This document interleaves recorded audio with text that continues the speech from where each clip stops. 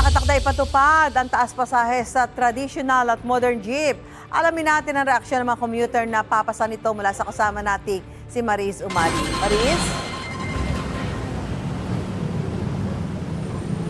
Ate, so kanina nga sa UH on record ay inanunsyo ni Acting Transportation Secretary Banoy Lopez na magdaragdag na ng piso na base fare para sa mga traditional na jeep at 2 piso naman para sa modern jeep at posibleng sa Huwebes na nga po yan ipatupad.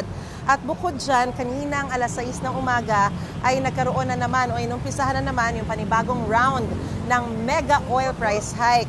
At ayon sa Department of Energy ay aabot sa 20 pesos and 40 centavos hanggang 23 pesos and 90 centavos ang madaragdag sa diesel, habang 12 pesos and 90 centavos hanggang 16 pesos and 90 centavos naman ang madaragdag sa presyo ng gasolina.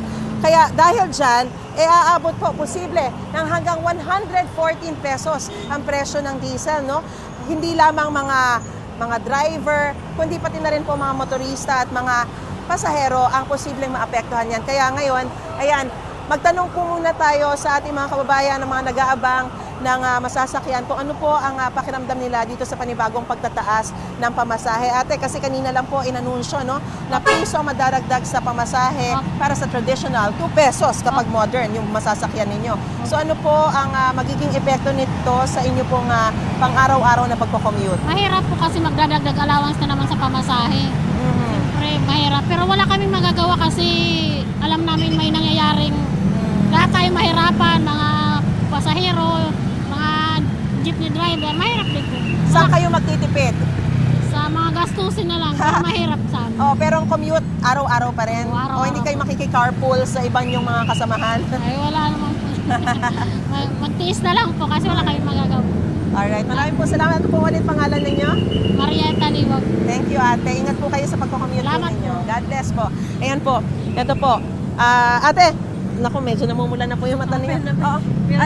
Ano pong pangalan po ninyo? Bernadette Liwag. Ano po ang magiging epekto ng panibagong pagtataas sa pamasahe sa inyo pong pang-araw-araw na commute? Kayo po ba ay araw-araw nagko-commute? Yes, ma'am.